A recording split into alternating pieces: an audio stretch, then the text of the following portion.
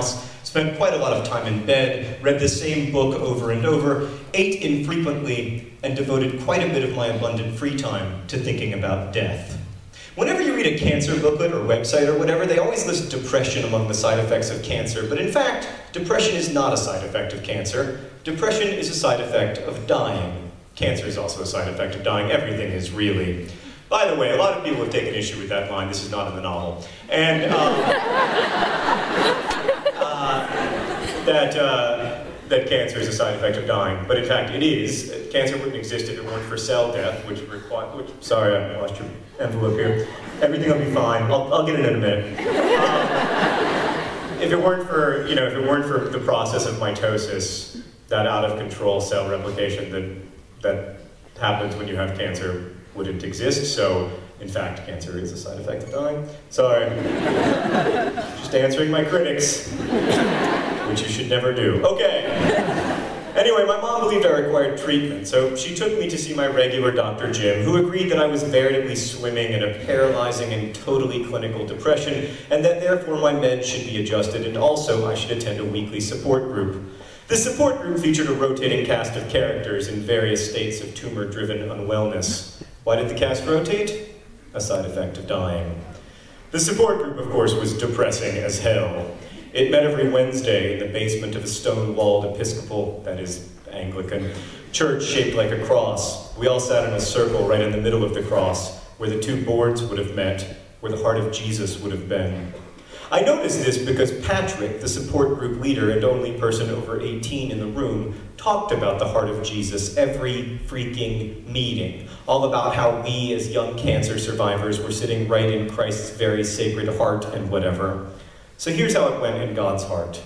The 6 or 7 or 10 of us walked/wheeled in, grazed at a decrepit selection of cookies and lemonade, sat down in the circle of trust, and listened to Patrick recount for the 1000th time his depressingly miserable life story. How he had cancer in his balls and they thought he was going to die, but then he didn't die, and now here he is, a full-grown adult in a church basement in the 137th nicest city in America, divorced, addicted to video games, mostly friendless, eking out a meager living by exploiting his cancer-tastic past, slowly working his way toward a master's degree that will not improve his career prospects, waiting, as we all do, for the sword of Damocles to give him the relief that he escaped low those many years ago when cancer took both of his nuts, but spared what only the most generous soul would call his life. And you too might be so lucky. Thank you. So, it is now both my privilege and my honor to bring to the stage a young man whose primary distinction is being my little brother. But he's also done many other things. And in case you're unfamiliar with his biography, I'm about to summarize it for you. He was the founding editor of the environmental technology website ecogeek.org, that is correct. He also co-founded many wonderful YouTube channels, like... it's fascinating. Does heckling have a different meaning in Ireland? He also co-founded everything from SciShow to Vlogbrothers to Crash Course to the Brain Scoop to the Lizzie Bennett Diaries. In addition to that, he co-founded the largest online video conference in the world, VidCon, and DFTBA Records. What else did he do? Oh yeah! He took 3D glasses at 3D movies and he said, there's something wrong with this. This isn't working at all.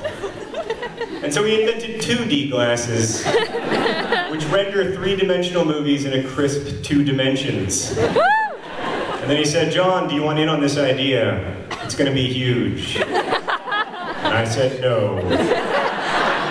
And I was wrong. Most importantly, in 1998, his classmates at Winter Park High School voted him Best Dancer. Ladies and gentlemen, Hank Green.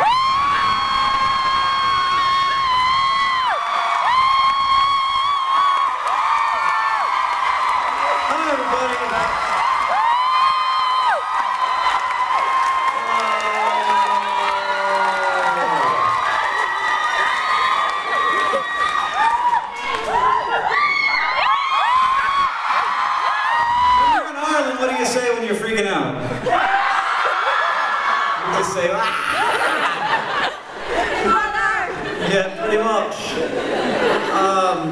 John is, you don't have a different definition of heckling than we do in America. John just doesn't understand what heckling is. He thinks anyone speaking at all while he is speaking on this day, you can feel free to say whatever you want to me. You have to pay attention to my hand though, so up here is okay, and if I do that, you have to stop, so. Oh, some poor performance in here. I feel like it was you again.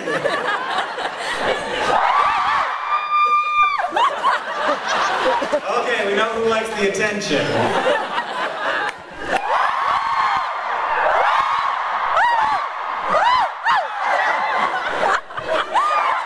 This is really fun. This song is about quarks. My nose is running. That's the worst. Once you start playing guitar, you can't wipe your face. And you expect it to not sneeze and not burp. And I'm like, how do rock stars do this? You can fart though and it's no problem.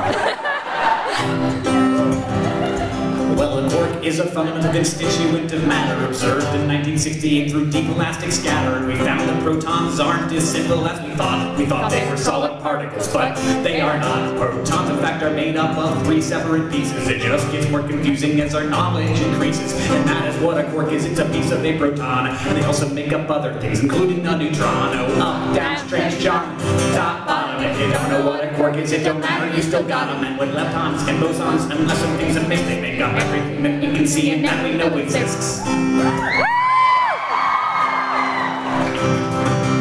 Things made up of quarks, including protons and neutrons, are composite particles that physicists call hadrons. Many types of hadrons are theoretically described, but most exist for only very brief amounts of time. Quarks have electric charge, color charge, mass, and spin. Having color charge means they exist solely inside of other kinds of particles and cannot exist alone, which is why quarks have never been studied on their own. It don't matter, you still got them. And with leptons and bosons and some things are missing, they know everything that we can see and that we know exists. Well, quarks can join together in 2 different ways. Baryons and mesons most instantly decay. But particle has 3 quarks, then it's a baryon. And if there's one quark and an anti-quark, then it is a meson.